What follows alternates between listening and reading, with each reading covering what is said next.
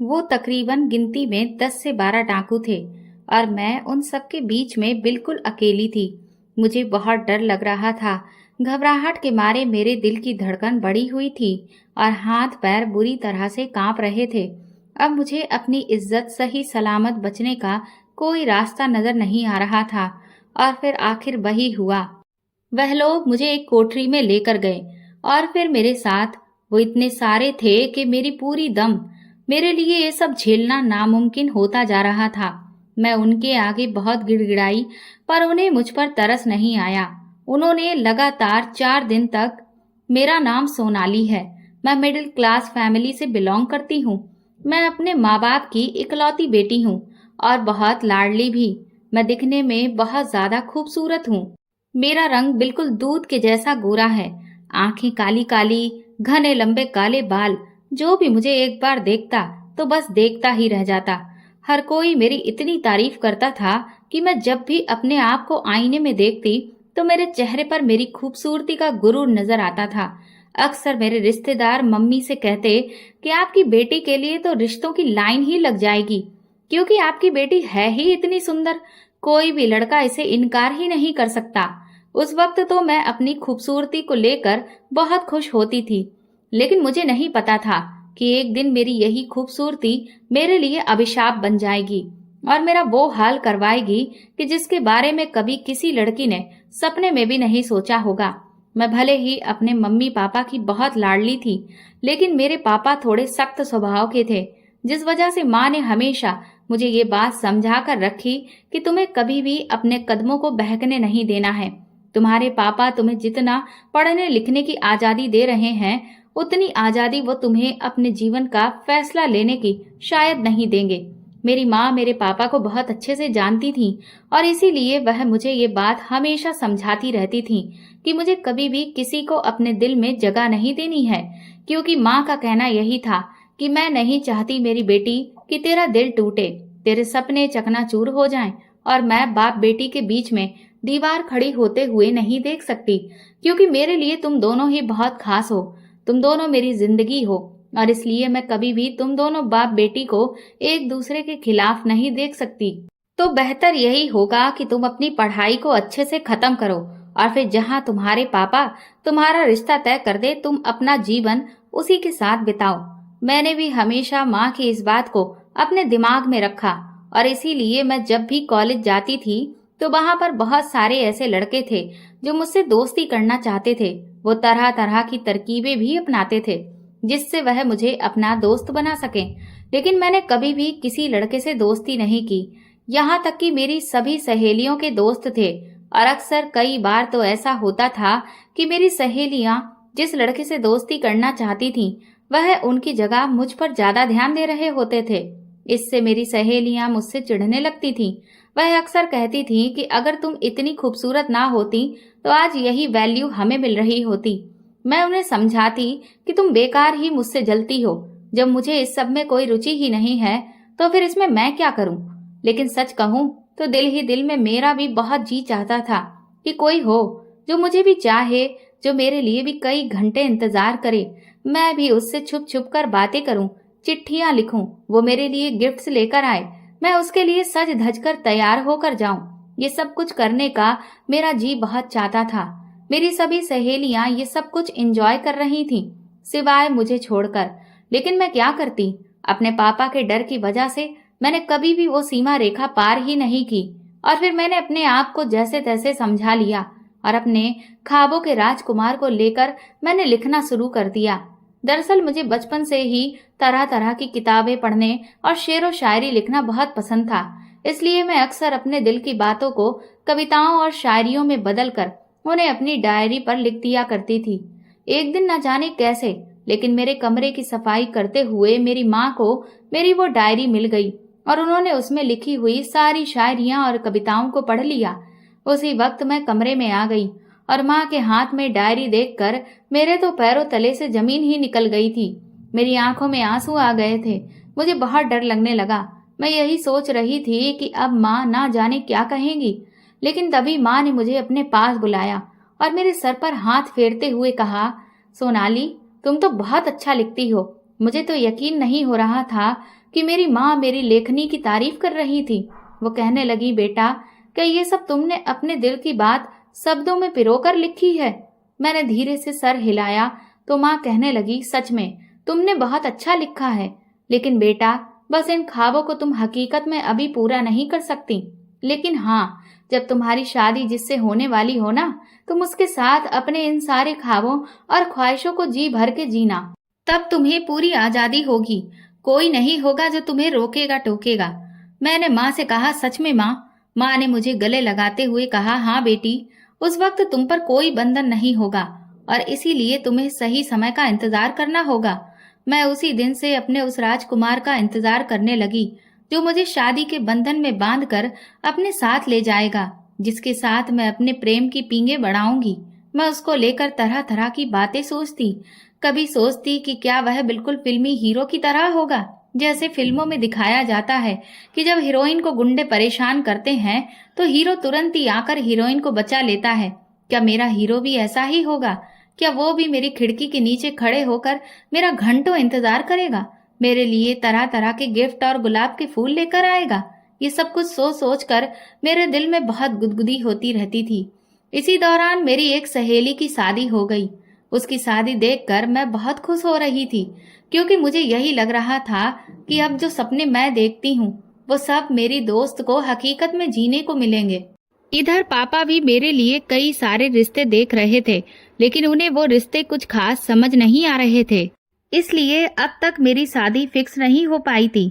फिर एक दिन मेरी इस सहेली का जब मेरे पास फोन आया तो मैंने उससे कहा कि तू तो इस वक्त हवा में तैर रही होगी, क्योंकि तुझे तेरा हीरो जो मिल गया है, बिल्कुल किसी फिल्म की हीरोइन की जिंदगी जी रही होगी। वो मुझसे कहने लगी कि ये तेरी गलत फहमी है सोनाली, हकीकत में और फिल्मों में बहुत अंतर होता है। जो बात प्रेमी में होती है ना, वो पति में नहीं होती। पति तो बल्कि तुम्हारे नखरे उठाने की जगह तुमसे खुद अपनी फरमाइशें पूरी करवाएगा। तुम्हारा पूरा दिन सिर्फ उसकी सेवा में ही निकल जाएगा, और अगर तुम उससे कभी नाराज हो भी जाओ ना, तो शायद ही है जो तुम्हें वह मनाए। मैंने अपनी फ्रेंड से कहा कि अच्छा, अगर ये सब ना सही, लेकिन जीजा जी तुम्हें गिफ्ट तो खूब लाकर देते होंगे और घुमाने भी ले जाते होंगे। इस पर मेरी सहेली कहने लगी, वो सब तो सिर्फ बस शादी के कुछ दिनों तक ही था, उसके बाद तो सब दिन एक जैसे हैं। धीरे धीरे जैसे जैसे वक्त आगे बढ़ेगा उनकी रुचि कम होती जाएगी, और मैं भी दिन भर के सारे काम निपटा कर इतना थक जाती हूँ कि ये सब कुछ सोचने का भी समय नहीं मिल पाता। अपनी सहेली के मुंह से ऐसी बातें सुनकर तो मेरे दिल में जल रही लौ पूरी तरह से बुझ गई। अब तो मुझे यही लगने लगा कि मैंने जो कुछ भी अपने सपनों के राजकुमार के बारे में सोच रखा था वह तो सब बेकार हो गया, क्योंकि पति कभी भी प्रेमी की जगह नहीं ले सकता। फिर मैंने सोचा कि मेरी सहेली कुछ नया तो नहीं कह रही है। यही सब तो मैं इतने सालों से अपने खुद के घर में अपनी माँ को पापा के लिए करते हुए देखते आ रही हूँ। मैंने आज तक कभी नहीं देखा कि पापा ने मम्मी को कभी कोई सरप्राइज दिया हो, या वह कभी उनके साथ इस तरह से पेश आ रहे हों जैसे कि एक प्रेमी पेश आता है। वह दोनों तो बस सिर्फ अपनी अपनी जिम्मेदारियां निभा रहे हैं। ये ख्याल आते ही मेरा मन बहुत ज्यादा उदास हो गया। मेरा जी तो किया कि मैं अपनी डायरी में लिखे हुए उन पन्नों को फाड़कर फेंक दूं जिनमें मैंने अपने ख्वाब लिखे थे, लेकिन फिर सोचा कि चलो, असल में ना सही, कम से कम ख्यालों की दुनिया में तो मैं इन एहसासों को जी पाऊं। इसलिए उन पन्नों को संभाल कर रखती हूँ, ताकि बार बार उन्हें पढ़कर खुद के दिल को तसल्ली देती रहूंगी। कुछ ही दिनों के बाद पापा को एक लड़का पसंद आ गया और जल्दी ही हमारी मंगनी भी हो गई। मेरे होने वाले पति का नाम अर्जुन था। अर्जुन एक एनएसजी कमांडो थे। ये बात जिस किसी को भी पता चली वो बहुत ही खुश हुआ और बहुत फक्र कर रहा था। मेरे पापा को लोग बार बार बधाइयां दे रहे थे और बहुत भाग्यशाली बता रहे थे कि उनका दामाद एक आर्मी मैन है। लेकिन सच कहूं तो मुझे इस बात की बहुत ज्यादा खुशी नहीं थी, क्योंकि मैंने अब तक जितने भी लोगों को ऑब्जर्व किया था, मैंने देखा था कि जो आर्मी मैन होते हैं वह बहुत ही कम रोमांटिक होते हैं और वह अपने जीवन साथी को उतना टाइम भी नहीं दे पाते। मुझे बार बार यही लग रहा था कि मेरे पति बहुत ही खड़ूस किस्म के होंगे, और फिर मेरा ये डर सही साबित भी हुआ, क्योंकि हमारी मंगनी को 1 हफ्ता हो गया था पर अर्जुन का एक बार भी मेरे पास कोई फोन नहीं आया था। मैंने अपनी तरफ से एक दो बार पहल करने की कोशिश भी की, तो वह बहुत ज्यादा देर तक मुझसे बात ही नहीं कर पाए, क्योंकि सिर्फ मैं ही उनसे जो पूछ देती थी वह बस उसी बात का जवाब देते थे। उसके अलावा वह ज्यादा कुछ बात ही नहीं करते थे। इससे मेरा दिल बहुत उदास रहने लगा था और मुझे डर सताने लगा था कि मैं एक ऐसे इंसान के साथ अपनी पूरी जिंदगी कैसे गुजारूंगी भला। लेकिन अब कुछ नहीं हो सकता था, ये शादी तो होनी ही थी और मैं पापा से भी कुछ नहीं कह सकती थी। मैं हर बार भगवान से इस बात की शिकायत करती कि आपने मेरा ऐसा क्यों नसीब लिखा है।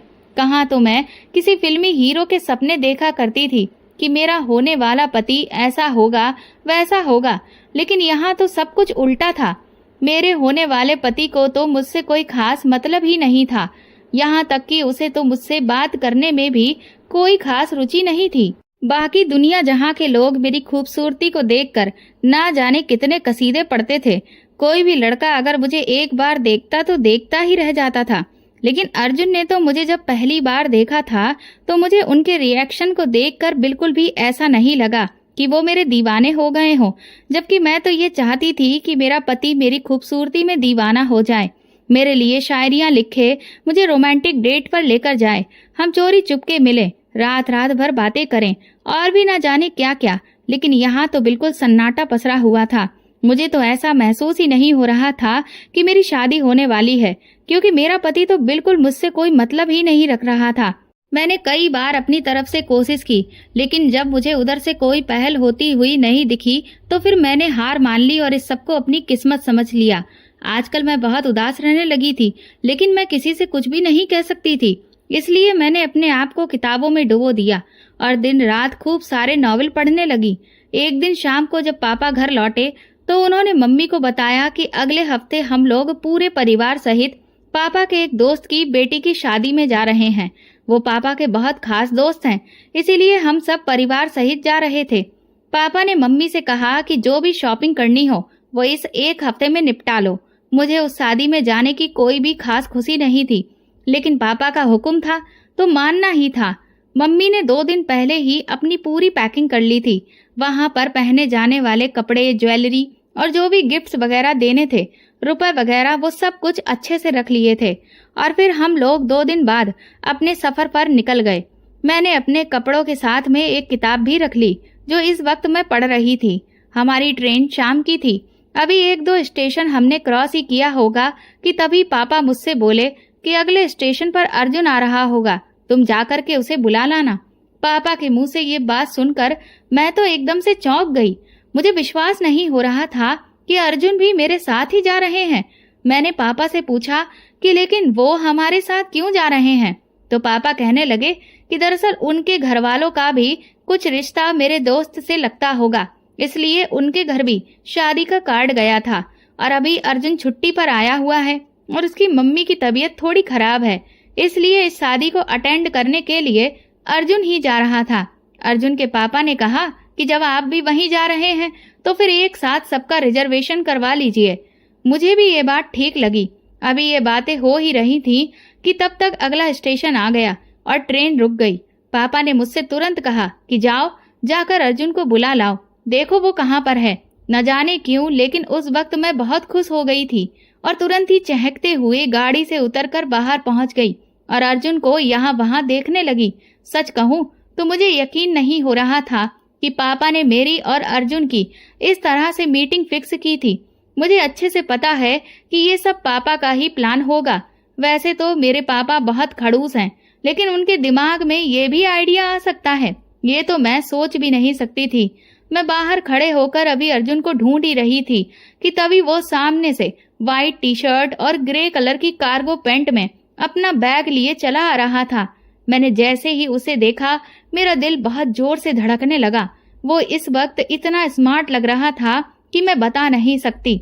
सच में किसी भी फिल्म का हीरो उसके सामने बिल्कुल फेल था, लेकिन जैसे ही मुझे उसके खड़ूस बिहेवियर के बारे में याद आया, वैसे ही मेरी सारी खुशी एकदम से उड़ गई।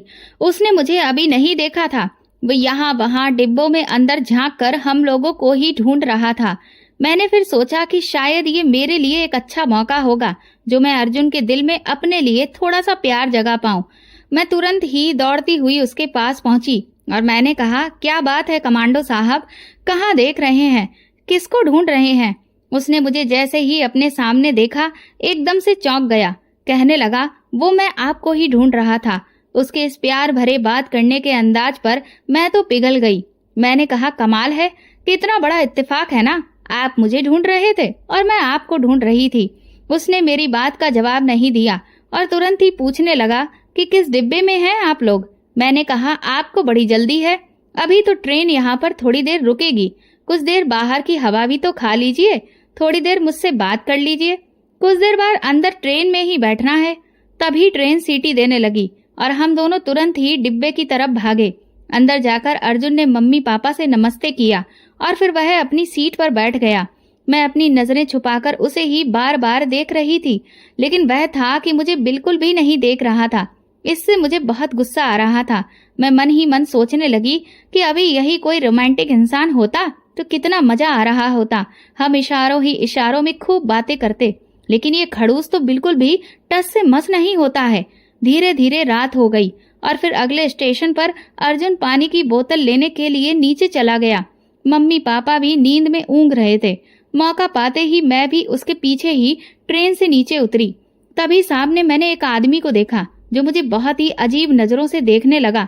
वह मुझे देखकर बार बार मुस्कुरा रहा था। ये देखकर मुझे गुस्सा तो आया, लेकिन मैंने उसे इग्नोर कर दिया। मैं तुरंत ही अर्जुन के पास पहुंची। मैंने कहा, क्या कर रहे हो कमांडो साहब? वो कहने लगा कि वो मैं पानी खरीदने के लिए आया था, सोचा थोड़ी देर के लिए टहल लेता हूँ। मैंने कहा कि थोड़ा मुझ पर भी ध्यान दे लीजिए। तो अर्जुन कहने लगे कि मैं तो सभी पर ध्यान देता हूँ। मैंने कहा, लेकिन मैं तो खास हूँ ना, मैं आपकी होने वाली बीवी हूँ, आप इतना खड़ूस क्यों हैं? मेरे इस सीधे सवाल से वो मेरी तरफ हैरत से देखने लगा। फिर अर्जुन ने कहा कि ऐसा नहीं है, मैं खड़ूस नहीं हूँ, बस मैं थोड़ा सा कम बोलता हूँ। मैंने कहा, लेकिन देखिए ना, कितना अच्छा सफर है और होने वाला हम सफर भी साथ में है, लेकिन आप तो बिल्कुल भी रुचि ही नहीं ले रहे हैं। आपकी जगह अगर कोई और होता ना तो अब तक तो। इतना कहकर मैं रुक गई। अर्जुन कहने लगे, तो अब तक तो क्या हो जाता ऐसा? मैं धीरे से मुस्कुरा दी। मैंने कहा, ये तो आपको खुद समझना चाहिए। बात करते करते मैंने जब पीछे पलटकर देखा तो वह आदमी अभी भी मुझे ही घूर रहा था, जिसे देखकर मुझे बहुत अजीब सी घबराहट होने लगी। फिर थोड़ी देर के बाद हम अपने डिब्बे में चले गए। इधर जब मैं वॉशरूम जाने के लिए बाथरूम के पास पहुंची तो वो आदमी वहीं पर खड़ा हुआ था और उसने अचानक ही मेरा रास्ता रोक लिया। मैं उस पर जोर से चिल्लाई, लेकिन वो सामने से नहीं हटा और उसने अचानक अपना हाथ मेरे गाल की तरफ बढ़ाया, जिससे मुझे गुस्सा आ गया और मैंने खींचकर उसके एक तमाचा जड़ दिया। लेकिन उस पर तो जैसे कोई असर ही नहीं हुआ था। वो उसी जगह पर ढीठ बनकर खड़ा रहा। मुझे उस आदमी को देखकर बहुत गुस्सा आ रहा था, लेकिन घबराहट भी होने लगी। तभी अचानक से वो वहां से हटकर एक साइड में खड़ा हो गया। मुझे समझ नहीं आया कि जब ये मेरे थप्पड़ मारने पर यहाँ से नहीं हटा तो अचानक बिना कुछ कहे कैसे हट गया। तभी पीछे से मेरी एक आवाज आई। वो आवाज अर्जुन की थी। अर्जुन ने कहा, क्या हुआ सोनाली? मैंने तुरंत पीछे पलटकर देखा तो अर्जुन मेरे काफी करीब आ गया था। उसे देखकर मैंने राहत की सांस ली, लेकिन मैंने उसे कुछ भी नहीं बताया। मैं नहीं चाहती थी कि बिना बात कोई हंगामा खड़ा हो, क्योंकि इस तरह के छिचोरे लोग तो हम लड़कियों को आए दिन मिलते ही रहते हैं। आखिर इनसे कब तक उलझा जाए? अर्जुन को मैंने बहाना बना दिया कि कुछ नहीं, और फिर मैं चुपचाप वॉशरूम में चली गई। जब तक मैं बाहर नहीं निकली तब तक अर्जुन बाहर ही खड़ा रहा। ये देखकर मुझे बहुत अच्छा लगा कि अर्जुन को मेरी इतनी फिक्र है। रात इधर काफी हो चुकी थी। लगभग काफी सारे लोग ट्रेन में सो रहे थे। मम्मी पापा भी सो गए थे। अर्जुन चाहता तो वह भी सो जाता, लेकिन उसे मेरी फिक्र थी। इसके बाद मैं वापस अपनी सीट पर जाकर लेट गई और इधर अर्जुन भी लेट गया था, लेकिन मुझे नींद ही नहीं आ रही थी। बार बार अजीब अजीब तरह की शरारतें सूझ रही थीं कि तभी अचानक से ट्रेन एक जगह बीच रास्ते में रुक गई। डिब्बे में हलचल सी होने लगी और काफी सारे यात्री उठकर बैठ गए और सब एक दूसरे से सवाल करने लगे कि भला ट्रेन यहाँ पर क्यों रुक गई है। उसके बाद कुछ लोगों ने टीटी से पता करके बताया कि आगे रूट में कोई दिक्कत आ गई है। इस वजह से ट्रेन को यहाँ कुछ घंटे के लिए रोका गया है। अब तो मुझे और भी ज्यादा बोरियत लग रही थी। मैंने देखा कि मम्मी पापा अभी भी सो रहे थे, इसलिए मैं धीरे से अपनी बर्थ से नीचे उतरी और अर्जुन की चादर खींची, लेकिन उसने वापस से चादर को चेहरे से ओढ़ लिया। मैंने फिर एक बार उसकी चादर खींची तो इस बार उसने आंखें खोलकर जब देखा तो मैंने उसे अपने साथ चलने का इशारा किया। वो मुझे मना करने लगा और कहने लगा कि मैं भी चुपचाप लेटकर सो जाऊं। मुझे गुस्सा आ गया। मैंने उसे नाराजगी वाले एक्सप्रेशन दिए और अपना नॉवेल लेकर मैं बाहर एक सीट पर आकर बैठ गई। ट्रेन के और भी बहुत सारे लोग बाहर उतरकर टहल रहे थे। ये कोई रेलवे स्टेशन नहीं था, लेकिन एक ऐसी जगह थी जहां पर काफी सारी सीमेंट की सीटें बनी हुई थीं, इसलिए लोगों को घूमने के लिए एक सही जगह मिल गई थी। मैं भी वहीं पर जाकर अपना नॉवेल पढ़ने लगी। मुझे बहुत गुस्सा आ रहा था कि अगर अर्जुन मेरे कहने से एक बार आ जाता तो ना जाने क्या बिगड़ जाता, पर उसे तो जैसे कोई रुचि ही नहीं है। इतना अच्छा मौका तो किसी को नहीं मिलता होगा जितना अच्छा हमें मिला है। थोड़ी ही देर के बाद वही आदमी जो मुझे घूर घूर कर देख रहा था, वो सामने डिब्बे से उतरकर मेरी तरफ बढ़ने लगा। मेरी जैसे ही उस पर नजर पड़ी, तभी अचानक से मेरे अंदर डर की लहर दौड़ गई। वो अपने कदम बढ़ाते हुए मेरी तरफ ही आगे बढ़ रहा था। मुझे कुछ समझ नहीं आ रहा था कि अब मैं क्या करूं कि तभी मेरे कंधे पर हल्का सा हाथ किसी ने मारा।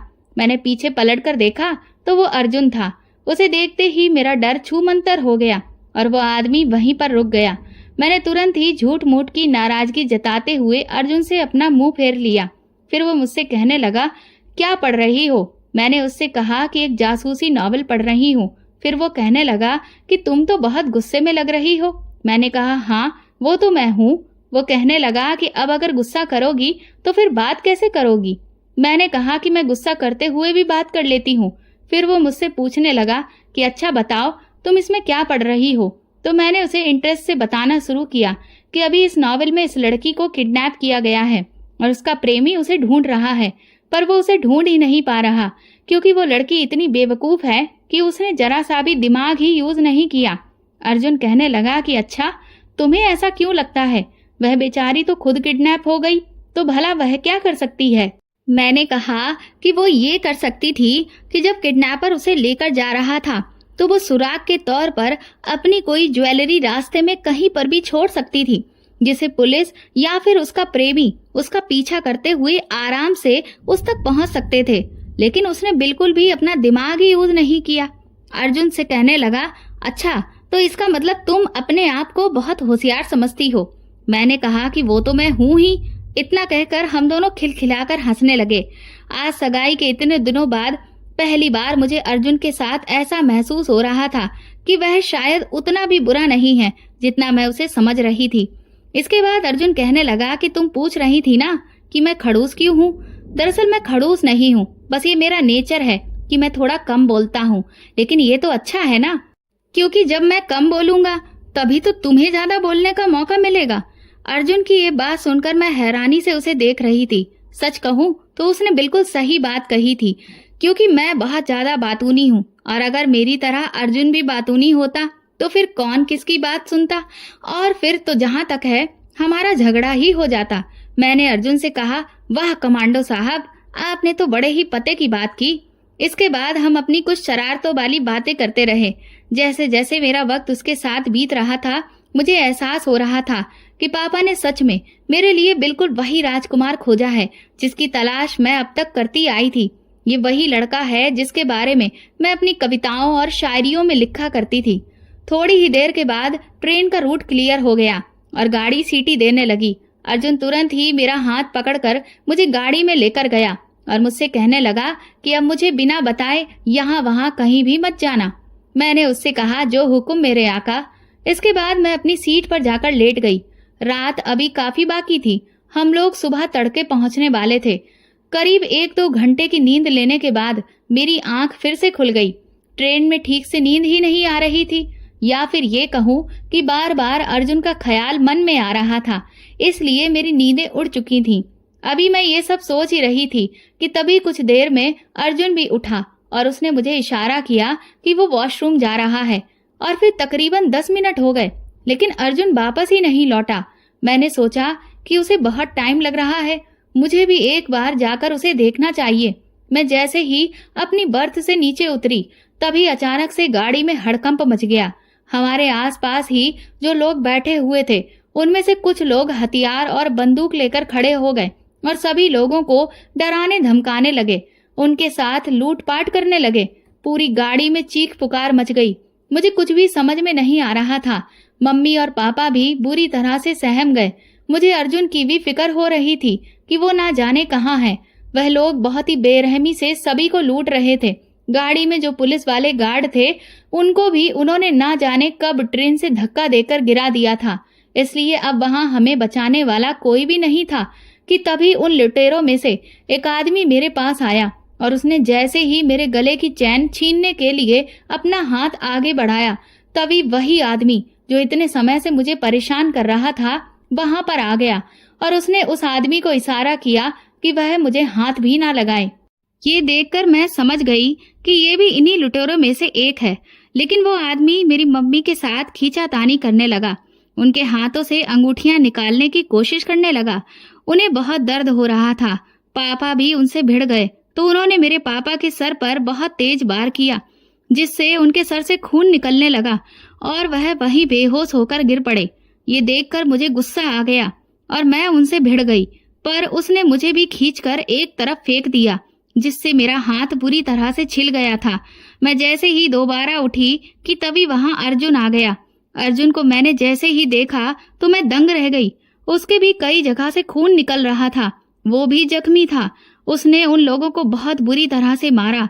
अर्जुन को काबू करना उन सबके लिए बहुत मुश्किल हो रहा था। मैंने देखा कि अर्जुन ने उन लुटेरों के कई सारे आदमियों को पहले ही ढेर कर दिया था। लेकिन तभी जब अर्जुन उनके एक आदमी से निपट रहा था कि पीछे से आकर उस घूरने वाले आदमी ने अर्जुन के पेट में चाकू मार दिया। ये देखकर मेरी चीख निकल गई और मैं बेहोश हो गई। और जब मुझे होश आया तो मेरे पैरों तले से जमीन ही निकल चुकी थी, क्योंकि मैं ट्रेन में नहीं थी बल्कि उन सभी डाकुओं के बीच में घिरी हुई थी। उनकी गाड़ी में बैठी हुई थी। वो लोग मुझे ना जाने कहाँ लेकर जा रहे थे। जो आदमी मुझे घूर घूर कर देख रहा था, उसका नाम काली था। वो लोग उसे काली भैया कहकर पुकार रहे थे। डर के मारे मेरी हालत बहुत बुरी हो चुकी थी और मेरी आंखों से आंसू और सर से पसीना आने लगा। अब तो मैं समझ चुकी थी कि अब मुझे कोई नहीं बचा सकता। मेरी जान और इज्जत दोनों ही खतरे में थी। वो काली मुझे होश में देखते ही मुस्कुराने लगा, कहने लगा, मैं तो कब से तुम्हारे होश में आने का इंतजार कर रहा था। और ये कहकर उसने तुरंत ही मेरे गाल को पकड़ा। मैंने तुरंत उसका हाथ झटक दिया तो वो कहने लगा कि अब तो कम से कम ये नखरे ना दिखाओ। देखो, तुम्हें मैं बहुत चाहता हूँ। तुम मुझे एक नजर में ही भाग गई थी, इसीलिए तो देखो मैं तुम्हें अपने साथ ले आया। इसलिए अब ये नाराजगी छोड़ो। मैंने उसकी किसी भी बात का कोई जवाब नहीं दिया, क्योंकि इस वक्त मुझे चुप रहने में ही अपनी भलाई नजर आई। मैं बार बार अर्जुन के बारे में सोच रही थी, क्योंकि इन लोगों ने अर्जुन के पेट में चाकू मार दिया था। न जाने अर्जुन किस हाल में होगा। बार बार मुझे इस बात का डर सता रहा था कि कहीं अर्जुन को कुछ हो तो नहीं गया होगा। एक अर्जुन ही था जिसके लिए मुझे उम्मीद थी कि शायद वह मुझे बचा लेता, लेकिन ये लोग मुझे ना जाने कब और कहां लेकर आ गए हैं। अर्जुन अगर सही सलामत भी होगा तो वह यहाँ आ ही नहीं सकता है। मैं बार बार दिल ही दिल में भगवान को याद कर रही थी। पुलिस से भी मुझे कुछ खास उम्मीद नहीं थी, क्योंकि अपने देश में पुलिस का हाल क्या है ये तो सभी जानते हैं। फिर वह लोग आपस में लूटे हुए माल को बांटने को लेकर बात करने लगे और कहने लगे कि इस बार सबसे लंबा हाथ मारा है हमने। पिछली बार जिस बारात को हमने लूटा था उससे भी कई ज्यादा गुना इस बार माल हाथ लगा है। उनकी इस बात से मुझे कुछ महीनों पहले के अखबार की सुर्खियां याद आने लगी, जिसमें काली नाम के ही डाकू और उसके गैंग के बारे में लिखा हुआ था। इस पूरे गिरोह के ऊपर पुलिस ने लाखों का इनाम लगा रखा था, लेकिन अभी तक इन्हें पकड़ने में पुलिस को कोई भी कामयाबी नहीं मिली थी, जबकि ये लोग बड़ी ही आसानी से अपनी लूटपाट को अंजाम देकर पुलिस से बचकर निकल जाते थे। अब तक न जाने कितने ही लोग इनका शिकार हो चुके थे। उस खबर को याद करके अब तो मेरे रोंगटे खड़े हो गए थे, क्योंकि ये लोग बहुत खतरनाक थे। ये ना सिर्फ लूटपाट करते थे, बल्कि लड़कियों के साथ भी वो करते थे जिसको सुनकर किसी की भी रूह कांप जाए। और अपना काम खत्म होने के बाद ये लड़कियों को अपने रास्ते से हटा देते थे, ताकि पीछे कोई भी ऐसा गवाह ना छूटे जो इनके बारे में पुलिस को कुछ भी बता सके। मुझे मेरी मौत सामने ही नजर आ रही थी, पर मैंने फिर भी खुद को हिम्मत देने की कोशिश की। काफी दूर आगे जब जंगल शुरू हुआ तो एक बीहड़ इलाके में मुझे सामने बहती हुई एक नदी नजर आई। मैंने उसे देखते ही तुरंत उस काली से कहा कि मुझे बहुत तेज प्यास लगी है। मेरी बात सुनकर उसने गाड़ी रोकने को कह दिया। उसके बाकी के साथी उससे कहने लगे कि इस लड़की से तुम्हें जो भी काम है वो जल्दी से निपटाओ और इसे यहीं खत्म करो, क्योंकि इस लड़की को साथ में लेकर घूमना हमारे लिए किसी भी खतरे से खाली नहीं है। पर काली ने उन सब की किसी भी बात का कोई जवाब नहीं दिया और मुझे नदी में पानी पीने के लिए भेज दिया। मैं नदी के पास पहुंची तो मुझे समझ में नहीं आ रहा था कि मैं अब क्या रास्ता निकालूं, क्योंकि यहाँ से अगर मैं भागती भी तो भी वह मुझे आराम से पकड़ लेते, इसलिए भागने का तो कोई फायदा ही नहीं था। मैंने हाथ मुंह धोया और थोड़ा सा पानी पिया, फिर अपने हाथ की चूड़ियां निकालकर मैंने चुपके से वहीं पर रख दी और तुरंत ही पलटकर वापस उनकी गाड़ी में जाकर बैठ गई। काफी दूर निकल जाने के बाद अचानक उनकी गाड़ी खराब हो गई, तो फिर वह लोग मुझे लेकर पैदल ही आगे निकल पड़े। मैं जैसे जैसे आगे चल रही थी, चुपचाप अपनी एक एक ज्वेलरी मैं जमीन पर गिराती जा रही थी, क्योंकि ना जाने वह लोग मुझे किस बीहड़ इलाके में ले आए थे। यहाँ पर तो किसी के लिए भी मुझे ढूंढना नामुमकिन ही था। इतनी दूर चलकर मैं बहुत थक गई थी। मैंने उनसे कई बार कहा कि मुझसे अब और चला नहीं जाता, लेकिन वह लोग जबरदस्ती ही मुझे घसीटे लिए जा रहे थे। फिर कुछ दूर आगे जाकर सामने एक झोपड़ी दिखाई दी। उन्होंने वहां पर रह रहे पति पत्नी को बंदूक की नोक से डरा धमकाकर अपने घर को खाली करने के लिए कह दिया और मुझे ले जाकर अंदर बिठा दिया। मैं बार बार अर्जुन के बारे में सोच रही थी, क्या अर्जुन मुझे बचाने के लिए आएगा? फिर मैं यही सोचने लगी कि ये सब तो सिर्फ फिल्मों में होता है। असल जिंदगी में इतने सारे डाकुओं से अपनी होने वाली पत्नी को बचाने के लिए कोई भी नहीं आता। मैं तो अर्जुन की प्रेमिका भी नहीं हूँ। अभी तो हमारी ठीक से कोई बातचीत भी नहीं हुई थी और ना अभी कोई उसे मुझसे इतना प्यार हुआ था कि वो मेरी खातिर इतनी दूर चला आए। अब मुझे ही खुद को बचाने के लिए कुछ करना था। मैं अभी बैठी हुई ये सब सोच ही रही थी कि तभी वो काली हाथ में खाना लिए हुए मेरे पास आ गया और मुझे अपने हाथ से खाना खिलाने की कोशिश करने लगा। मैंने वो खाना उठाकर फेंक दिया तो उसने खींचकर मेरे गाल पर एक तमाचा मारा और कहने लगा कि तुम मेरे बारे में जानती भी हो। तुम जो मुझे इतने नखरे दिखा रही हो ना, वो सिर्फ इसलिए क्योंकि मैं तुम्हें पसंद करता हूँ, वरना इससे पहले तो तुम्हारे जैसी ना जाने कितनी ही लड़कियों का मैंने वो हाल किया है जो तुम कभी सपने में भी नहीं सोच सकती हो। इसीलिए कह रहा हूँ कि चुपचाप प्यार से मान जाओ, वरना अगर मैंने अपना आपा खो दिया तो तुम्हारे लिए बिल्कुल भी अच्छा नहीं होगा। उस झोपड़ी में रहते हुए मुझे लगभग 1 दिन हो चुका था। जैसे ही अगला दिन हुआ, वो काली मेरे पास आ गया। बाकी के उसके साथी बार बार उसे यही समझा रहे थे कि वो अपना मतलब पूरा करे और मुझसे अपनी जान छुड़ाए, लेकिन काली कहने लगा कि मैं इस लड़की से शादी करना चाहता हूँ और अपना घर बसाकर अब आराम की जिंदगी बिताना चाहता हूँ। आखिर कब तक हम लोग इसी तरह से पूरी जिंदगी लूटपाट करते रहेंगे? काली के मुंह से ये बात सुनकर मेरे होश उड़ गए थे। वो मुझसे कहने लगा कि देखो मैं कितना काला हूँ और तुम कितनी गोरी हो।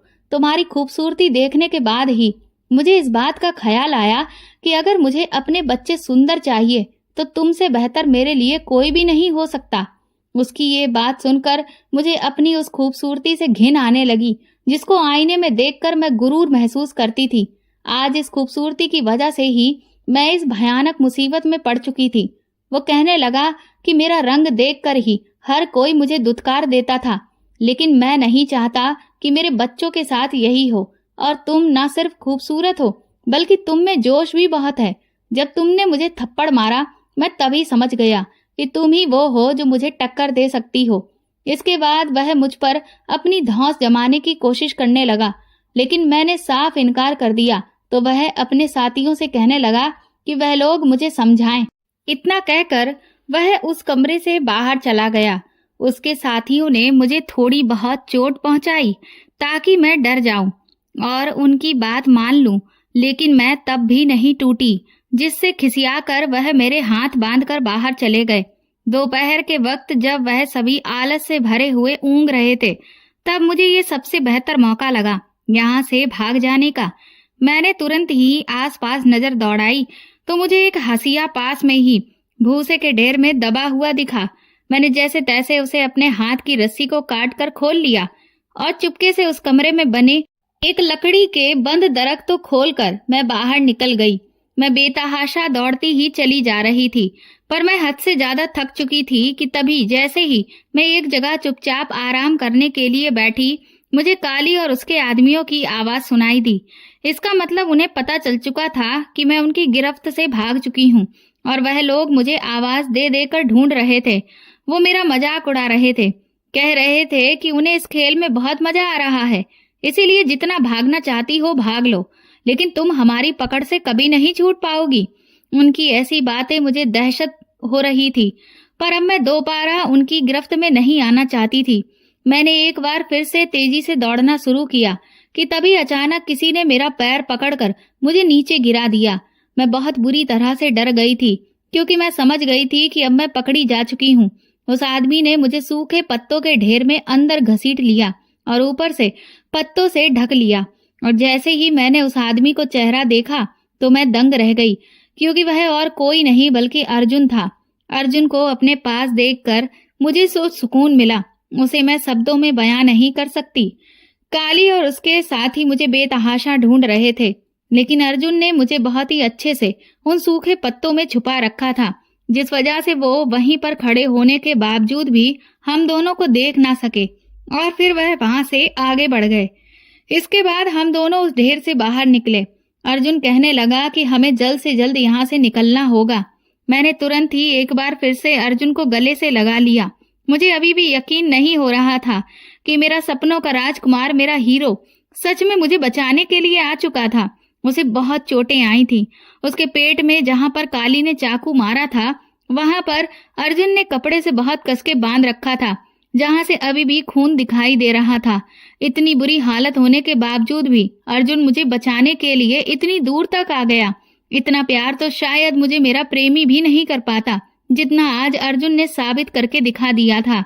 इसके बाद कुछ दूर पर जाकर अर्जुन ने मुझे एक पेड़ की शाखा के ऊपर जैसे तैसे चढ़ाकर बिठा दिया। वो कहने लगा कि जब तक इनमें से कुछ लोगों को वह ठिकाने नहीं लगाएगा, तब तक यहाँ से निकल पाना हमारे लिए नामुमकिन है, क्योंकि ये गिनती में बहुत ज्यादा हैं। इसके बाद अर्जुन ने उन सबको एक एक करके अपने रास्ते से हटा दिया। इसके बाद हम वहां से भाग निकले, पर हम जंगल के इतने अंदर आ चुके थे कि मेन रोड तक पहुंच पाना हमारे लिए बहुत मुश्किल हो रहा था। मुझे तो इतनी कड़ी धूप में दौड़ा ही नहीं जा रहा था। मैंने अर्जुन से कहा कि मैं अब और नहीं भाग सकती। अर्जुन कहने लगा कि लेकिन हमें यहाँ से जल्द निकलना होगा, क्योंकि अब तक उन्हें पता चल चुका होगा कि उनके कुछ साथी अब मारे जा चुके हैं और वह लोग पागल कुत्तों की तरह हमें ढूंढ रहे होंगे। अर्जुन मुझसे बोला कि बस कुछ दूर और चलो, क्योंकि मैं पुलिस को खबर कर दी थी और तुम्हारा पीछा करते हुए मैं रास्ते में कुछ ऐसे निशान छोड़े थे कि वह भी उन निशानों का सहारा लेकर हम तक पहुंच ही रही होगी। अर्जुन की इस बात से मुझे बहुत हिम्मत मिली और मैंने फिर से एक बार हिम्मत जुटाकर दौड़ना शुरू किया, लेकिन तभी काली और उसके आदमियों ने आकर हमें घेर लिया और उन्होंने अर्जुन को बहुत बुरी तरह से मारना शुरू कर दिया। काली ये देखकर बहुत बुरी तरह से बौखला गया कि मैं अर्जुन के साथ थी, इसलिए काली ने अपने मंसूबे वहीं पर पूरे करने और फिर मुझे भी अपने रास्ते से हटाने का फैसला सुना दिया। और फिर वह मेरी तरफ आगे बढ़ा और जैसे ही उसने मेरे ऊपर हाथ रखा, तुरंत ही अर्जुन ने आकर उसे रोक दिया और उनके बीच में बहुत ही तगड़ी झड़प शुरू हो गई। ये देखकर काली के आदमियों ने अर्जुन को पकड़ लिया और काली मुझे वहां से लेकर एक खंडर में चला आया। मैं बार बार उसके आगे हाथ जोड़ रही थी, लेकिन उस पर तो जैसे जानवर सवार था। एक ऐसे आदमी से आखिर उम्मीद भी क्या की जा सकती थी, क्योंकि वह तो इससे पहले भी ना जाने कितनी ही लड़कियों के साथ यही सब कर चुका था और उसके चेहरे पर कोई सिकन तक नहीं थी। मैं काली से अपने आप को बचाने की हर संभव कोशिश कर रही थी, कभी यहाँ गिरती कभी वहां पड़ती, जिससे मुझे बहुत चोटें आ चुकी थी और मैं बुरी तरह से थक गई थी। फिर जब मैं बिल्कुल बेहोश होने की हालत में आकर जमीन पर गिरकर निडाल होने लगी, तभी काली मुस्कुराता हुआ मेरी तरफ आगे बढ़ा और उसने मेरा दुपट्टा खींचकर अलग किया। और फिर तभी न जाने कहां से अर्जुन फिर से आ गया और उसने काली को इतना मारा कि उसकी हालत खराब हो चुकी थी। कुछ ही देर में काली बेहोश होकर नीचे जमीन पर गिर गया और मैं तुरंत ही अर्जुन के गले लग गई।